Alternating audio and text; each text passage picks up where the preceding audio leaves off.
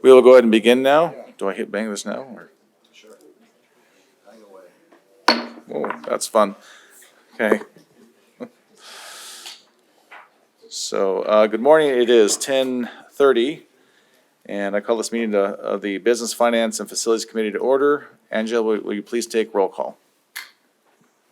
Chair Downs, Here. Vice Chair Boylan, Regent Ariscotta, Here.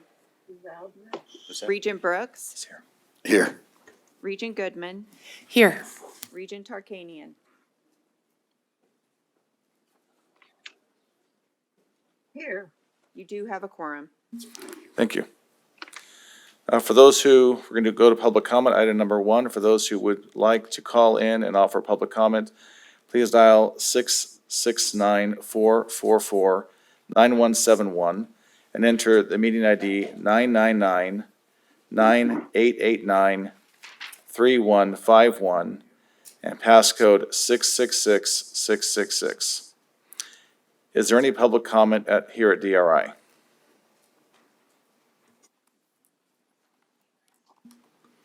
Kent Irvin, Nevada Faculty Alliance, good morning.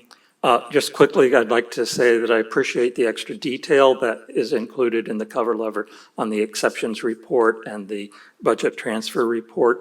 I think it's important that we review that when there's one institution that in a quarter has tens of millions of dollars of transfer. Of course, that's something that we need to be monitoring and understand what's going on there. And then in the more global sense, as I've said before, when the reports that come to the Regents have a threshold, like the 250,000 threshold per account for self-supporting budgets, or the 500,000 threshold for budget transfers, that means a lot can be going on under that threshold level with multiple transfers or multiple accounts. And I think it would be useful for the Regents to ask for the higher level aggregate totals. You maybe don't want to see details beyond that, but at least to know at the global level where, for example, for the budget transfer report, there's lots of transfers from one functional area to another functional area, but it's hard to decipher what the net effects are unless you have those aggregate reports. Thank you for your work. Thank you. Is there any other public comment here at DRI?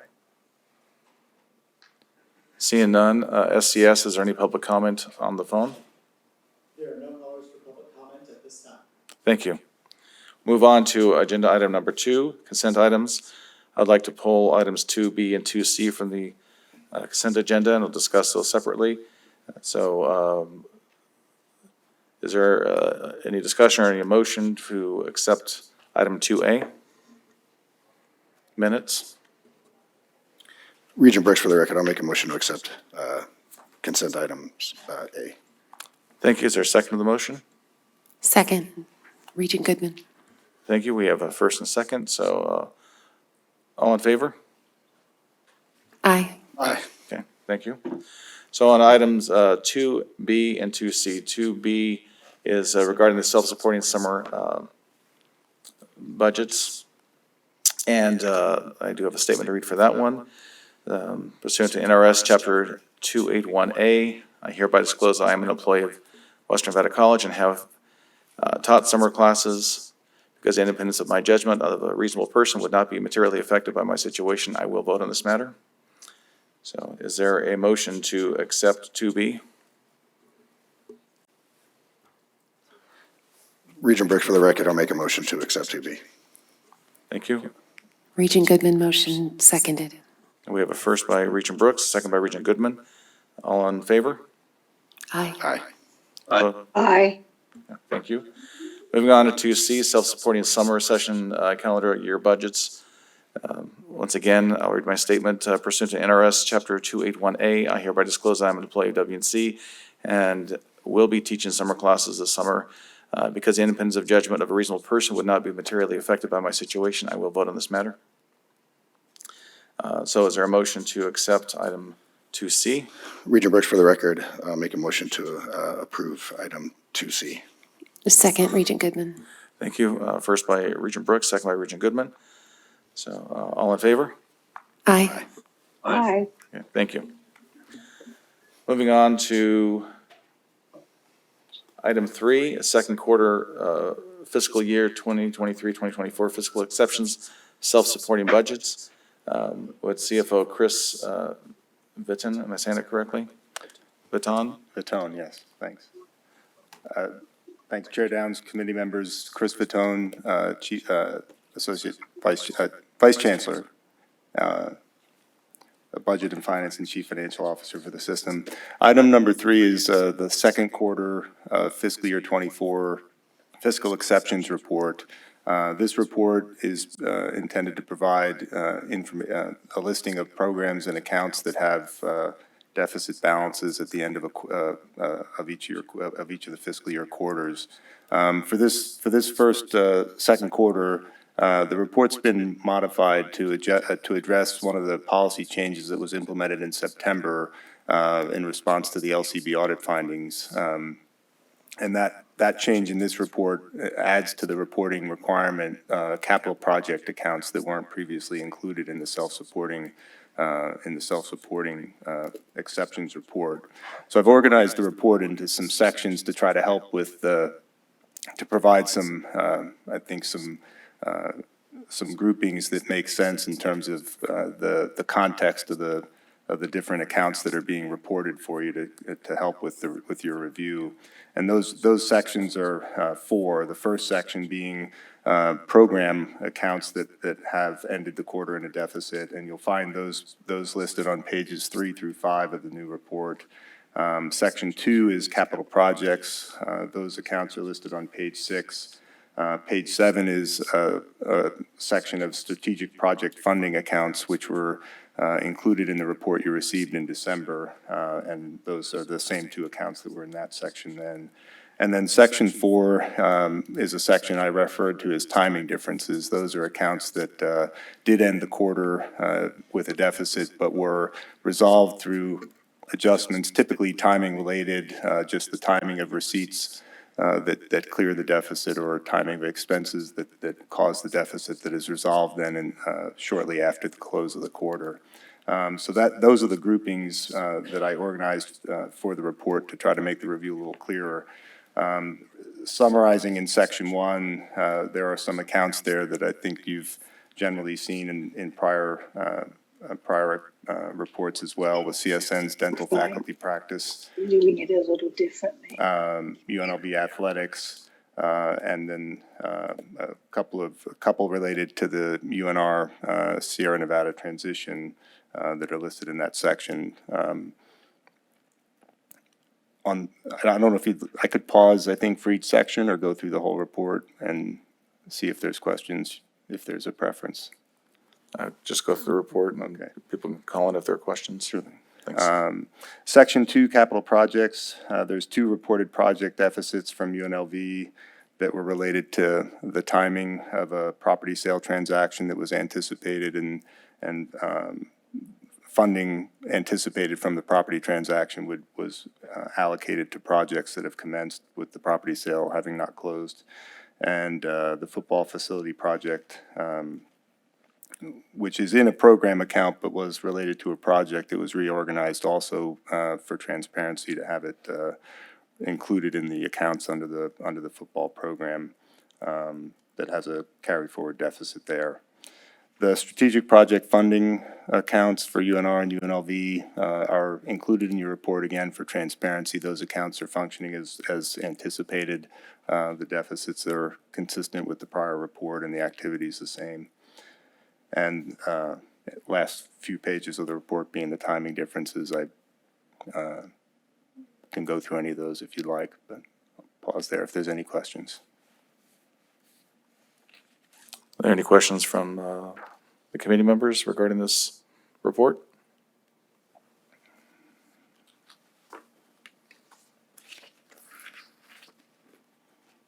Okay. Is this for information only, or is this It's information. okay. Okay, thank you.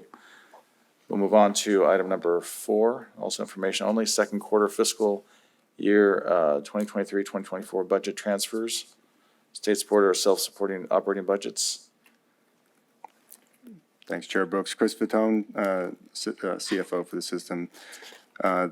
Item 4 is the second quarter fiscal year 2024 budget transfers. As noted in public comment, these are transfers that exceed $500,000 in a calendar quarter. There are several transfers on the report, and as noted in the December report that you received for the first quarter, we are reporting in this report transfer activity that had not historically been reported, but that again, we introduced to the report in response to the LCB recommendations to include all activity and rather than filtering those that that were a routine nature, the type that several of these you're seeing. So there's some program-related transfers listed, and there are transfers related to budget maintenance associated with the management of vacancy activity and fringe savings relating from that. We do have CFO for UNR, Andrew Klinger, available if there's questions related to those transfers. But we've included the additional transfer activity just for purposes of transparency, and that's why there's significantly more reported transfers than typical. Are there any questions from the board or the committee? No? Question from Reno. Yes, Regent Ariscotta. Thank you. Mr. Klinger, you were identified that you're down there. If you can expand a little bit more on the transfer to modified Lake Tahoe campus, I think it would help a little bit with some more clarity of that magnificent accusation. Chair Downs, members of the committee, Regent Ariscotta, for the record, Andrew Klinger, Vice President Administration and Finance from the University of Nevada. So this report before you this morning really flags when you move money and you change the function from where you're moving the money from and moving the money to. So this is really the transaction related to the Lake Tahoe campus. That transition account is really just us putting money in there to fund that transition account. So we're moving it from an account that we call institutional support to put it into that transition account, and it gets flagged because of the change in the function. Thank you for that clarity. And actually, on the next bullet point, the transfers to implement. One, there it is.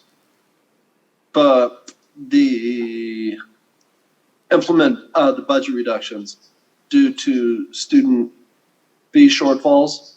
I know that there's going to be some more going into this in the upcoming meetings, but if you can touch upon that also, that 12% COLAs. Sure, Chair Downs. For the record, Andrew Klinger to Regent Ariscotta. So there are several transactions on this report related to budget reductions. So the first is initially when we planned the FY24 budget, we put 10% placeholder budget reductions into each account. And so one of the transactions you see on here is removing that 10% because we ultimately landed on 5%. So there was some transactions there related to that. Also, because we are holding over 100 positions vacant, part of what you see on here are labeled as vacancy sweeps. So as positions become vacant in the various departments, what we do is we actually move those savings into a central account to help control those funds because we're using those to try and help balance the budget. Same thing with the fringe rate adjustments that you're seeing there. We're sweeping up those savings into central accounts as we try and balance our budgets for fiscal year 24. Thank you, CFO Klinger. Any other questions from the committee? No? Okay, thank you, both CFO Klinger and CFO Fatone. Okay, so we'll move on to item number 5, NSHE Real Property Inventory Report, calendar year 2023. Is this yours again? It is. Okay. Chris Fatone, CFO for the system. Item 5 is a calendar year real property inventory report that you're receiving as part of your charge for the Business and Finance and Facilities Committee. This report lists all property owned or leased by the system and its campuses. The report includes both system-held assets and assets held at the foundations of the campuses.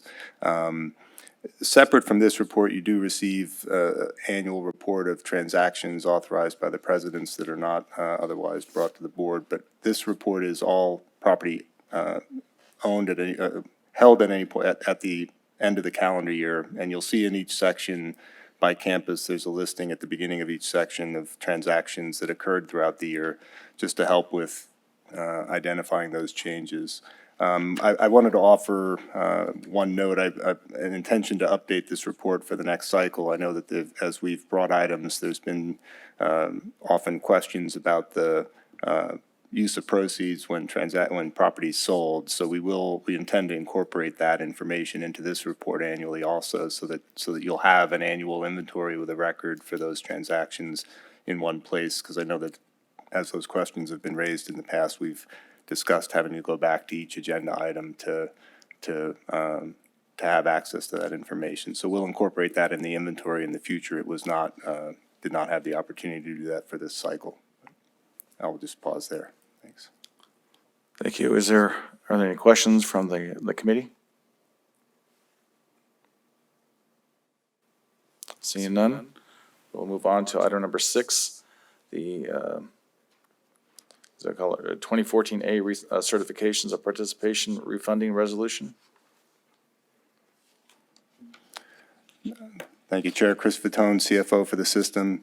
Item number 6 is a request for your approval of a resolution allowing NSHE on behalf of UNR to issue up to $24,265,000 in fixed rate refunding certificates of participation, and authorization for NSHE on behalf of Truckee Meadows to authorize the defeasance and repayment of $3,045,000 of the 2014A certificates of participation.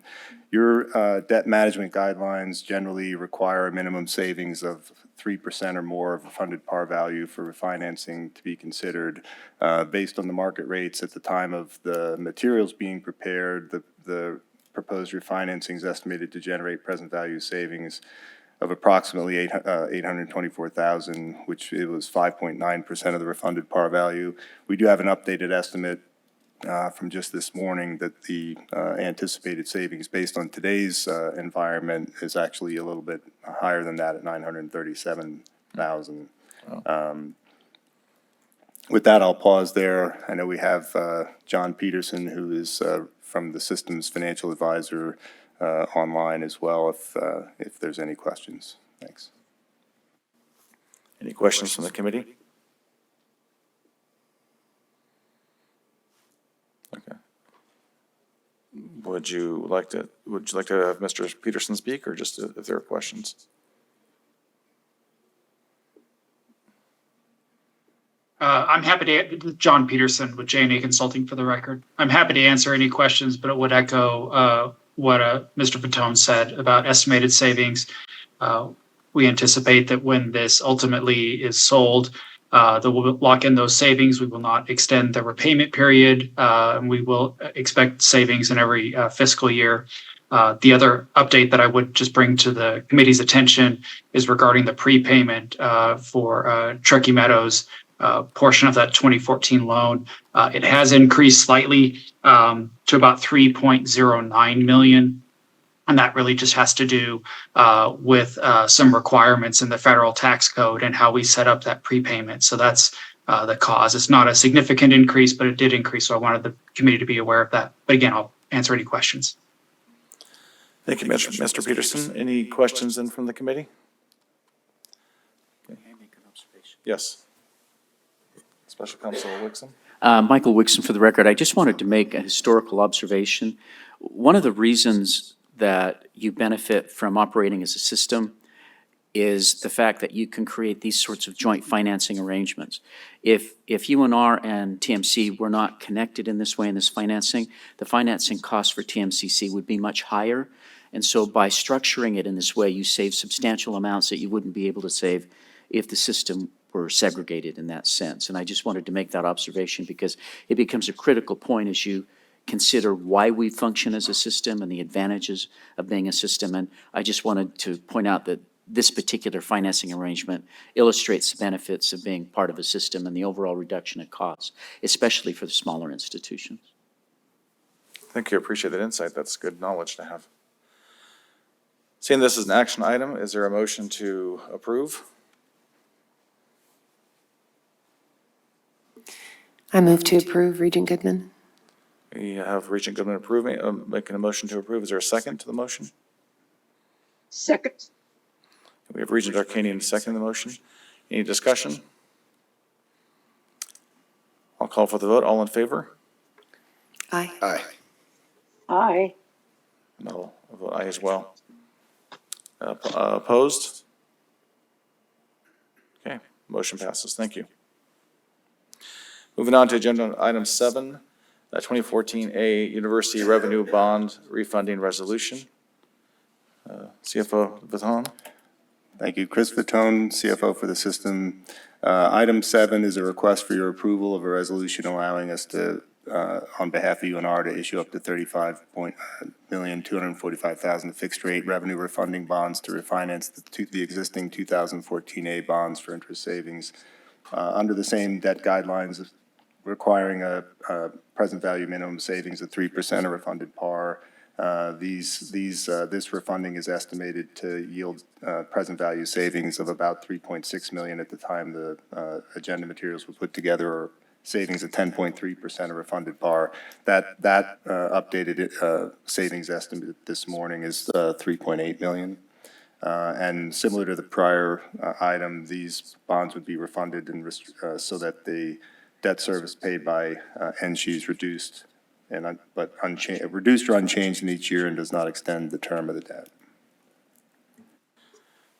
Thank you, CFO Viton. That's nice to see savings. That's great. Any questions or comments from the committee? No, seeing none. Oh, is there a motion or did you have? Move to comment? approve. Okay. Regent Goodman. Thank you. We have a motion to approve by Regent Goodman. Is there a second?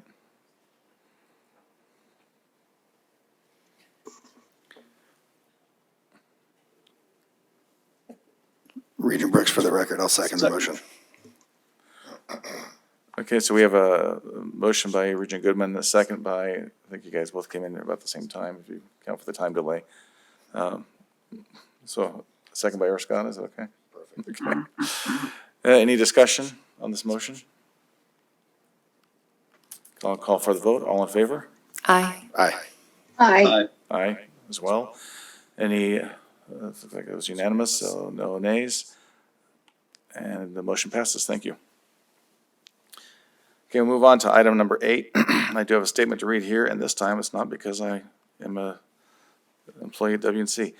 Pursuant to NRS Chapter 281A, I hereby disclose that I am the parent of a future student in the UNR College of Agriculture who has applied for scholarships, some that might originate from the College of Agriculture. The proceeds from the sale of this property are intended to be, I hate to take the thunder away, sorry, to be used for scholarships for the students in the College of Agriculture, and because the independence of judgment of a reasonable person would or may be materially affected by my situation, I will abstain on this matter. But we have a quorum, so we can still proceed.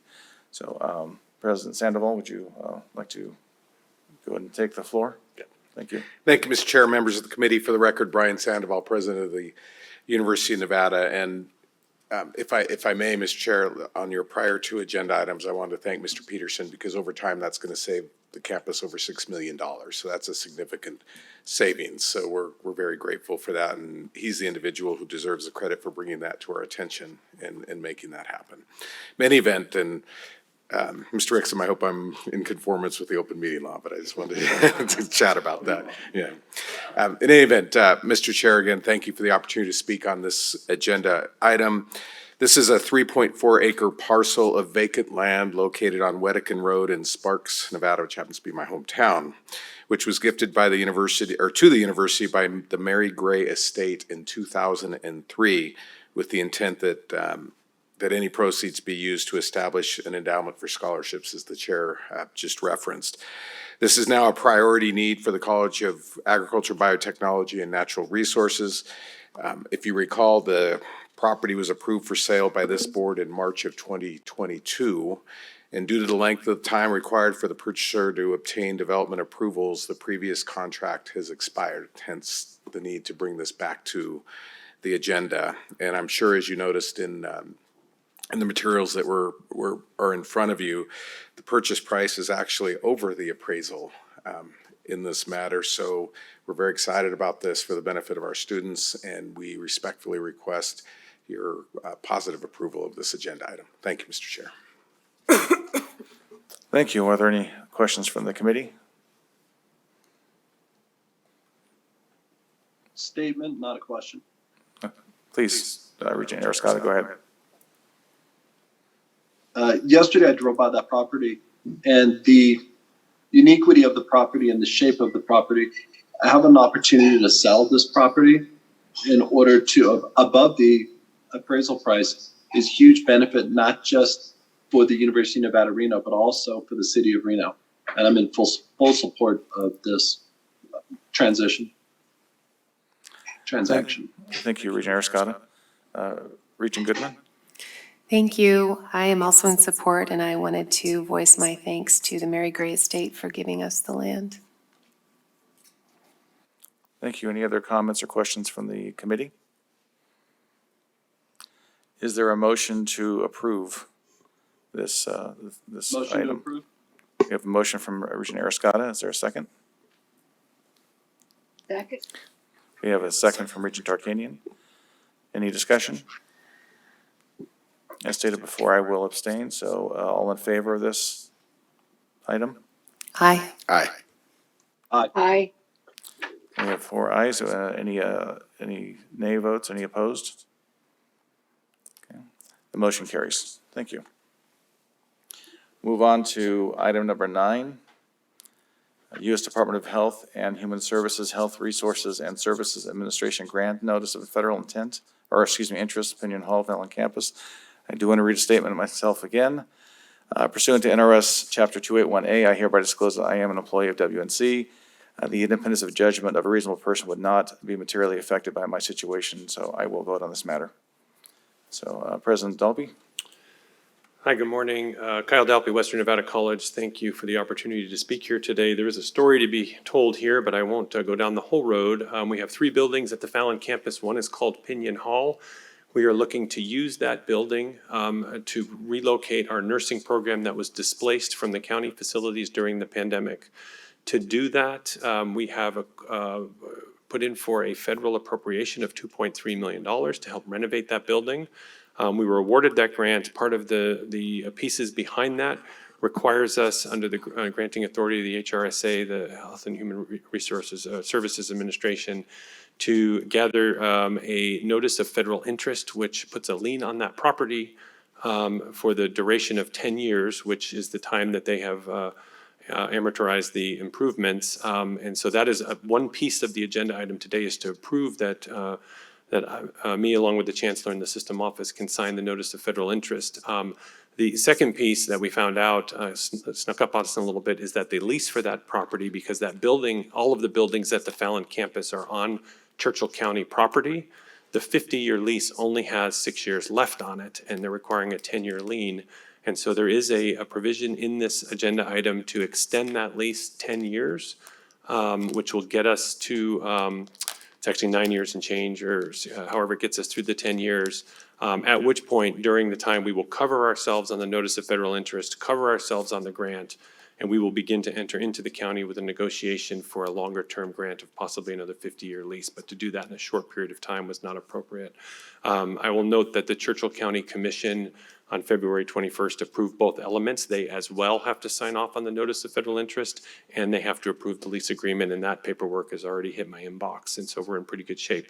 So I would like to thank everyone who's helped on this. Mr. Wixom, thank you in particular. I know we've had plenty of meetings on that, my CFO, the rest of the staff at NSHE and WNC, because getting this done kind of a little bit faster than we normally had expected took place the first, since January 1st, so we've been working on this. So in order to accept the $2.3 million, we seek approval for the two pieces in this element, the lease extension and the signing of the notice of federal interest.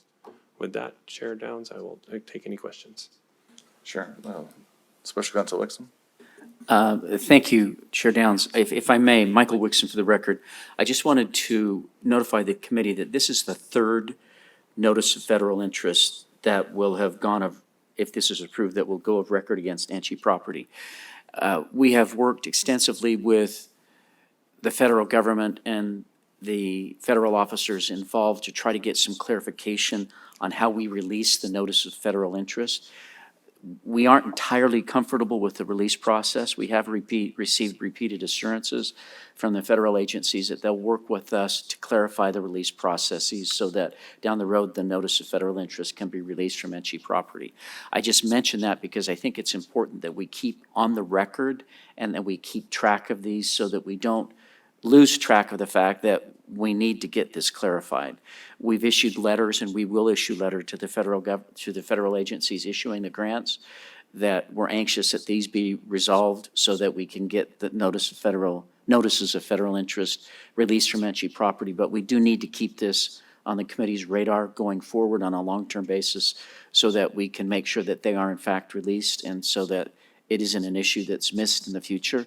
I will say that the option is to refuse the money, and that really wasn't a very reasonable option. So NSHE chose to elect the money, to receive the money with the assurances from the federal government and NSHE that will work forward in the future for a release of the respective notices of federal interest. That's all I wanted to say. I just don't want that point missed for the future. Thank you.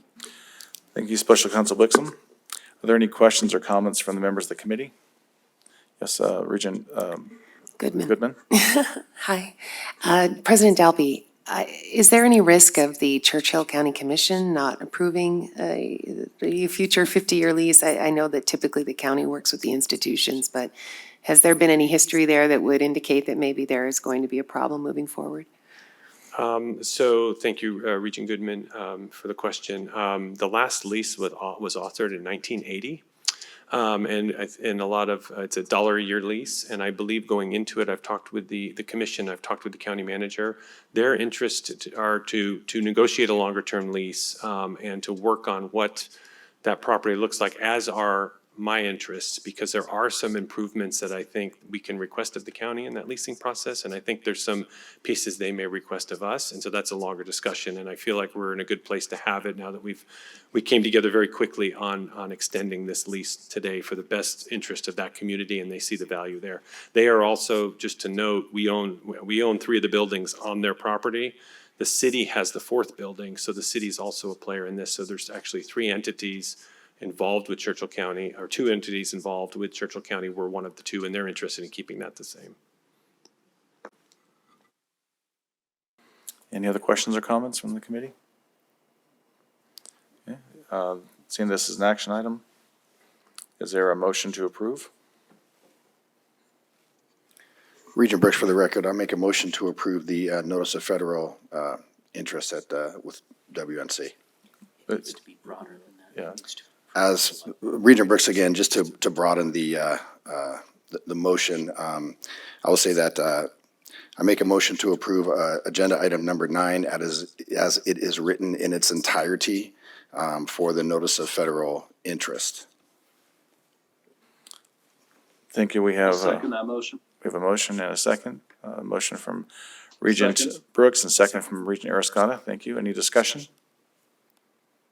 A call for the vote. All in favor? Aye. Aye. Aye. Aye. Any opposed? Motion carries. Thank you. Okay, thank you. That brings us to new business. Any new business items? No? Seeing none, we'll go on to public comment. Is there any public comment here at DRI?